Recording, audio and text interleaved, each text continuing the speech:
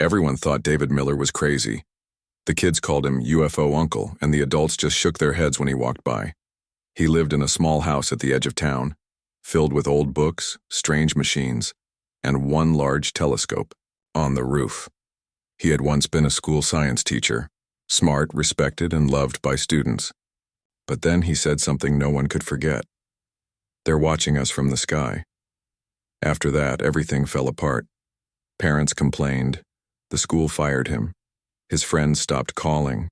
His girlfriend left. And the people who once waved to him now crossed the street to avoid him. They laughed when he said he had proof. They called him a liar when he said the stars weren't just stars. Online, people made videos mocking him. "Alien man loses his mind," one headline said. But David didn't care. He knew what he saw. Every night, while the rest of the town slept, David sat outside staring into the sky through his telescope. He had notebooks filled with star maps, radio logs, and strange signals he couldn't explain. Sometimes he stayed, up until sunrise, just listening to static. Sometimes he heard small clicks, whispers even, buried deep in the noise. Once, he swore he heard a word. Just one word. It sounded like soon. David lived alone with his cat Felix and a quiet sadness that never left him. But still he watched the sky. He watched and waited. On the night it happened, the air felt different. Heavy, still. Even the wind had stopped. The crickets were quiet. The trees stood frozen. David sat outside with a cup of coffee and his old telescope pointed toward the northern sky. He had been scanning a patch of stars for weeks. Something about it felt wrong. It was like the stars moved just a little when no one was looking. At 2:43 a.m., David noticed something. One of the stars blinked. Not flickered like a normal star, but blinked like a human eye. Then it moved. Fast. Too fast for a plane or drone. It shot across the sky in a sharp angle, leaving behind a thin trail of light. David's hands shook. He pressed record on his camera. Come on," he whispered, adjusting the lens. And then, there it was, a dark shape moving between the stars. It wasn't solid like a ship. It looked alive, like a shadow swimming through space. It curved and twisted, blinking in and out like it knew how to hide. David stared, heart pounding. He had waited years for this moment. He reached for his notebook, but then something strange happened. The stars above him began to shift. Not move, but rearrange, like pieces of a puzzle falling into place. The stars formed a perfect circle, then lines between them, like a symbol. A shape he had seen before, in an old book from the university. It was not human, and then the sound came. At first it was low, a soft hum like a faraway engine, but it grew louder, deeper. The trees began to shake. The windows rattled. Felix hissed and ran under the table. David stood frozen. The sound was not just in the air, it was in his chest, his bones, his teeth. It felt like something was pulling the world apart. Then the sky began to glow. Not with light, but with color. Deep red, purple, and blue, like an oil spill across the heavens. The stars vanished, replaced by swirling colors that moved like smoke underwater. David looked up, mouth open, eyes wide. For once, he wasn't afraid. He felt seen. He whispered, "They're here." A beam of light, thin as a hair, shot down into the forest beyond his backyard. The hum grew louder. Lights danced in the trees. The grass flattened as if something heavy was pressing down from above. David grabbed his camera and ran toward the edge of the woods. But when he stepped forward, the beam vanished. The colors faded. The hum stopped. Silence returned. The crickets chirped again. The wind moved the leaves.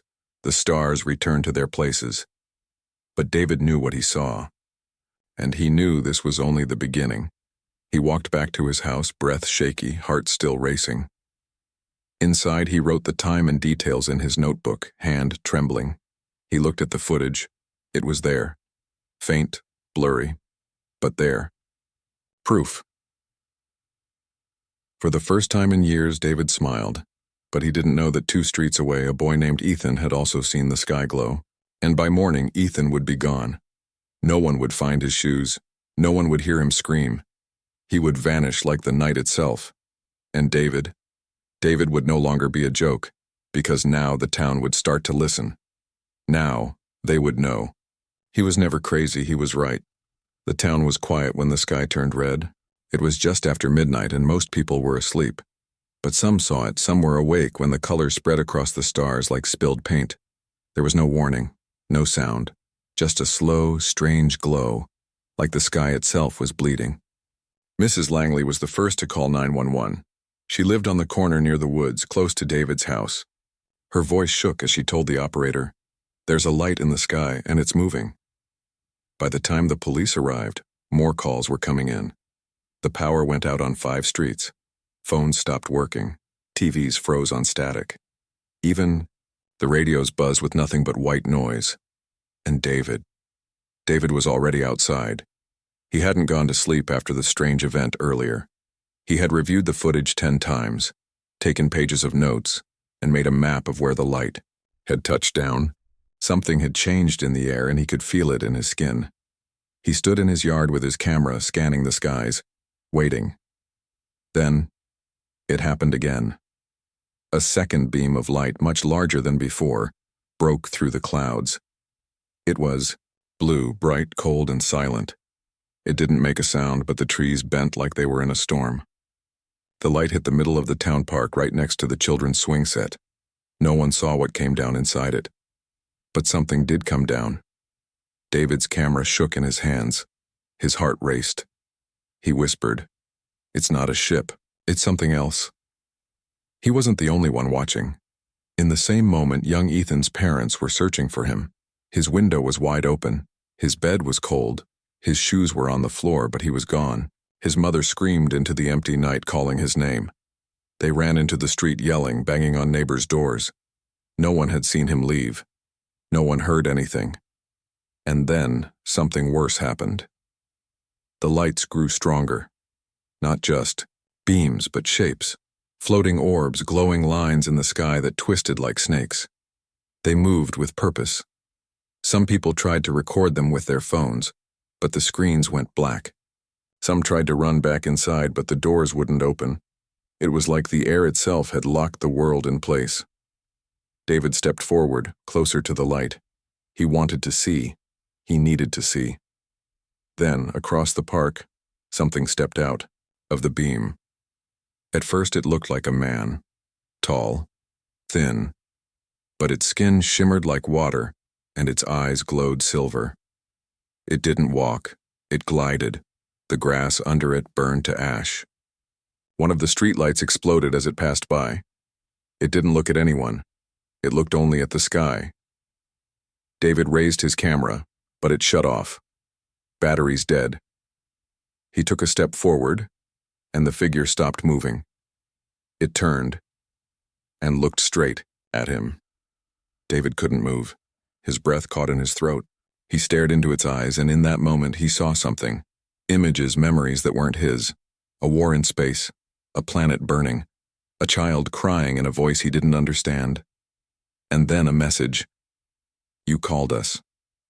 The figure blinked and vanished. The beam of light disappeared. The colors faded from the sky. Everything went quiet again. Sirens began to scream in the distance.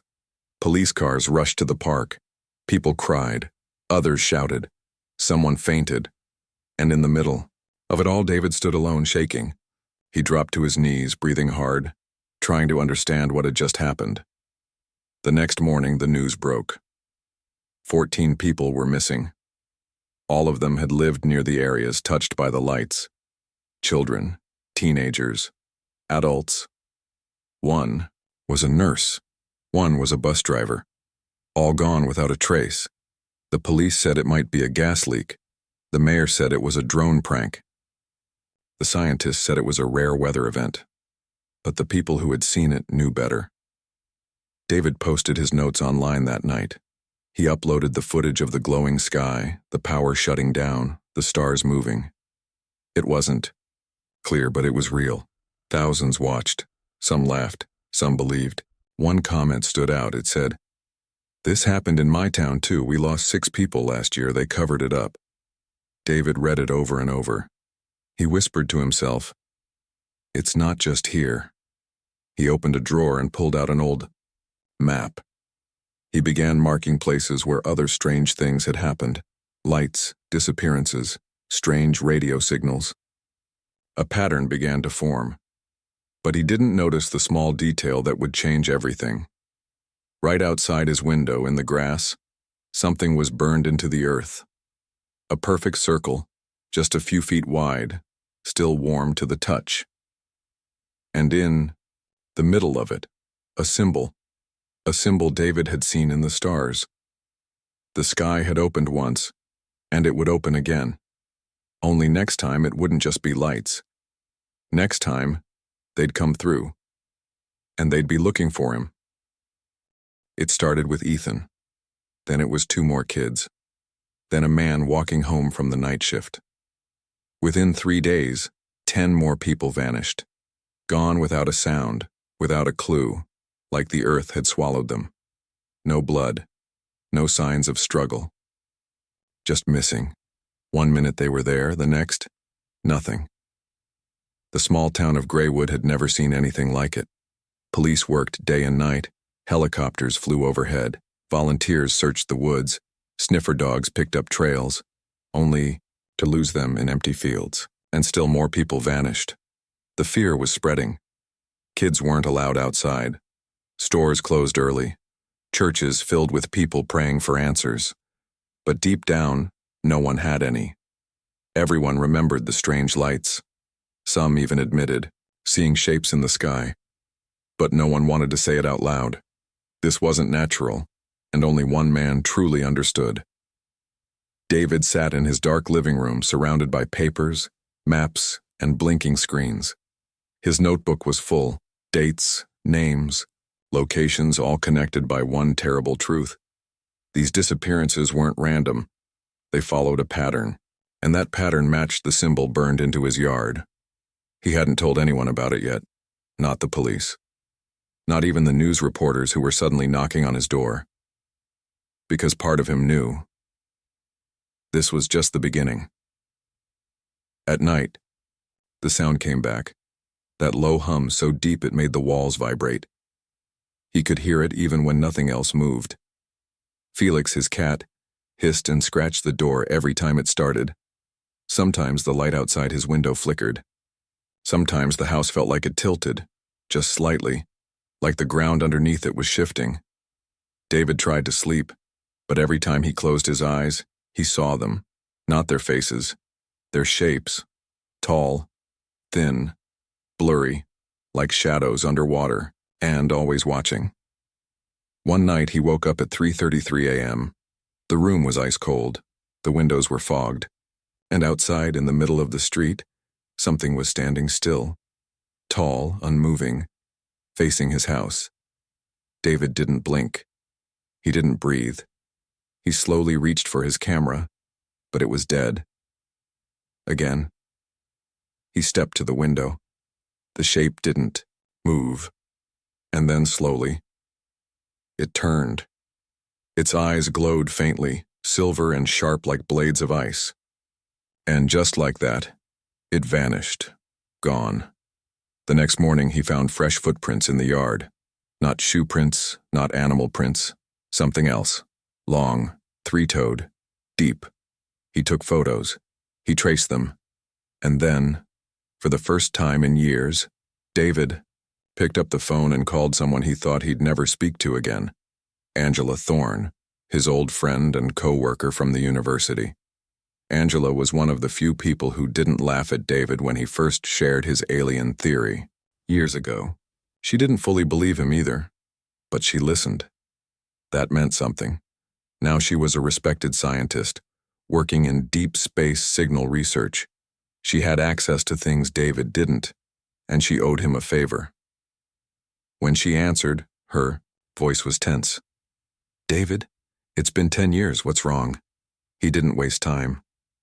"Angela, I need your help. They're here. It's happening.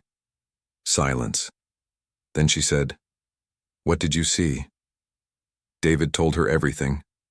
The lights. The hum. The disappearances. The figure in the park. The symbol in his yard. And the dreams, those awful dreams. Angela didn't hang up. She didn't laugh. She only said 4 words that made David's blood run cold. "We've seen it too." David froze. "What?" Angela whispered. "We picked up a signal 3 nights ago." It wasn't random. It had structure. Like a message.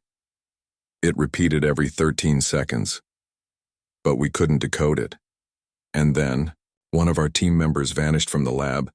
Security footage showed nothing, just static. David felt the air go out of his lungs. "This isn't just Greywood," Angela answered. "No, this is bigger." She promised to send him the signal data. She told him to stay inside, lock the doors. Don't trust anything strange, even if it looks human. And before she hung up, she said one last thing. "David, whatever this is, it's not here to talk." That night, David didn't sleep. He sat with the lights on, holding a flashlight in one hand and his old baseball bat in the other. The house groaned around him like something was pressing down on the roof. Felix wouldn't come out from under the bed. And outside, the wind didn't blow, but the trees still moved. At 2:46 a.m., David's radio, long broken, turned on by itself. It crackled once. Then came a whisper, soft and stretched, like it had traveled light years to get there. Soon. Then, silence, and the power went out. David stood in the dark, heart pounding. He turned toward the window, and there on the glass was a handprint, but not human. 3 long fingers, thin, wet, and still glowing faintly blue. David stepped back, and behind him, the floor creaked. He wasn't alone. David froze. He didn't dare turn around. The wooden floor behind him creaked again, slow, steady, like someone or something was moving toward him step by step. He could hear it breathing, not like a human. It was slow and rattling, like a machine struggling to stay alive. His flashlight shook in his hand. He spun around, swinging the beam of light. Nothing. The room was empty. But the floor, it still groaned. David backed into the kitchen, heart pounding, like a war drum. He grabbed the biggest knife he had, just in case. Every shadow seemed alive. Every window looked like eyes were staring through. He turned off the flashlight, letting his eyes adjust to the dark. The silence was loud, and then, bang! The front door slammed open. Wind blasted in, cold and sharp. The porch light flickered wildly. David raised the knife and stepped forward, his feet shaking. The hallway was empty. The door stood wide open. He stepped outside. The yard was glowing faint blue, just like the handprint on the window. The same strange symbol was burned into his front lawn, but now it was pulsing like it was alive. And then he saw it, a shadow standing across the street. It was tall, taller than any man, and very still. David blinked. The shadow was gone. No sound, no movement, nothing. He rushed back inside and slammed the door, locked it, bolted it. He called Angela. She picked up on the first ring, panic in her voice. "David, I was about to call you. There's more." David could barely speak. "They're here." Angela didn't sound surprised. "We intercepted. Another signal. It's not a message, it's a countdown." David's skin went cold. "Countdown to what?" Angela hesitated. "Something's going to happen in 4 days. And they're collecting people." David felt sick. "I've seen them. They were in my house." Angela said, "Listen to me, get out, don't stay in that town. I've been tracking the signal. It's strongest in Greywood. They're using the town as a beacon, like a landing point." But David shook his head. "I can't leave, not yet. I need proof. I need the world to see what I've seen." Angela sighed. "Then record everything. Don't sleep." "And David?" "Yes?" "If you see someone you know acting strange, run." The call ended. David grabbed every camera, recorder, and battery he owned. He set up 3 cameras facing the yard, 1 in the hallway, and 1 by his bed. That night, he didn't sleep. At exactly 3:33 a.m., all his cameras died. The lights flickered once, then went out. The hum returned, deeper than before. The walls vibrated, and then the back door opened by itself. David slowly walked toward it. In the doorway stood a woman. She looked like Sarah, his neighbor who disappeared 2 days ago. But something was wrong. Her skin was pale. Too pale. Her eyes didn't blink. Her head tilted at a strange angle. And her smile, too wide, too forced. "David," she said in a flat, robotic voice. "It's beautiful, isn't it? They chose us." David backed away. "You're not Sarah." The woman didn't move. "We watched you. You are ready." He grabbed his bat and pointed it at her. "Stay back." But the woman didn't care. She took one slow step inside, then another. David shouted. She stopped, and suddenly, she vanished. One blink, and she was gone. David slammed the door and fell to the floor, breathing hard. He rewound the hallway camera footage. Even though the camera had died, the backup battery had captured part of it. The woman had appeared from nowhere. No sound, no footsteps. And then right before she vanished, her face had changed. For one frame, just one, her eyes went black. Her mouth opened unnaturally wide and something thin and gray poked from her back. David stared at the freeze frame. He whispered to himself, "They're using our bodies." He was about to email the footage to Angela when the screen glitched. His computer locked up. A blue light flashed, and all the files deleted themselves. Gone. David couldn't breathe. Then came a loud knock on the door. 3 slow knocks. He grabbed the bat and peeked through the peephole. Nothing. Then he heard it again. Not outside. Inside. The house. Knock, knock, knock. From the attic. He hadn't been up there in years. He grabbed the flashlight and climbed the creaky ladder. Dust filled the air. Cobwebs hung low. The light shook as he pointed it around. Something scurried behind boxes. Then he saw it. A large object covered with an old white sheet. He pulled it off, slowly. Underneath was a strange machine. It wasn't his. It looked alien. Glowing symbols. Wires like veins, and something pulsing inside like a small heart. He reached out to touch it. And then a voice behind him whispered, "You brought them here." David turned around. No one was there. But now every window in the house was glowing, blue. David didn't sleep that night. Even when the lights stopped glowing, even when the strange hum faded, he couldn't close his eyes. He sat on the floor with his back against the wall, gripping a flashlight and a knife, too afraid to move. His body was tired, but his mind was wide awake. The image of that machine in the attic burned in his brain. It wasn't human technology. It looked alive, almost like it was breathing. And it had been hidden in his own house. Maybe for years. When the sun finally rose, David went back up to the attic. The machine was still there, but this time it had stopped pulsing. It looked like it was sleeping. He touched it carefully. It felt cold, but the symbols on the side still glowed faintly. He tried recording it with a camera, but just like before, the video glitched and turned black. He called Angela again. She didn't answer. Not once. That's when David noticed something strange on the floor beneath the machine. A small square of wood, slightly different from the rest. It didn't match. He got on his knees and pried it open. Beneath the square was a narrow tunnel. He stared at it for a long time. There was no reason a tunnel should be under his house. He hadn't built it. No one had told him about it. He grabbed a flashlight, a rope and his phone, then lowered himself inside. The air was thick and cold. The tunnel was just wide enough to crawl through. Dirt brushed against his shoulders. After a few feet, the walls changed from soil to something smooth, metal, covered in strange writing. He reached a metal door at the end. It slid open with a hiss, even though there were no buttons. Inside was a hidden room, and what he saw inside nearly made him fall backward. Dozens of screens. Glowing blue. They showed different parts of Greywood. People walking, children playing, traffic lights changing. Cameras. Dozens of hidden alien cameras watching the town 24/7. And in the center of the room was a chair, pointed at all the screens. Next to it, something floated in a tube. A strange gray object shaped like a brain. Suddenly, one of the screens zoomed in on a house. His house. He was being watched. And it had been going on for a long time.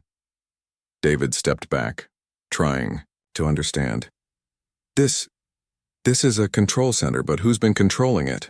Then a sound came from behind him, like breathing. Slow and deep. David turned around, shaking.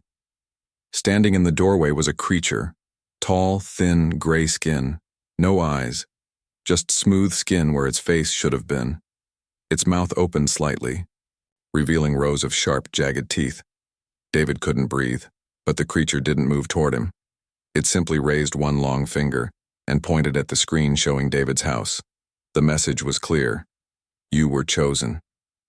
David ran. He crawled out of the tunnel and slammed the attic door shut behind him.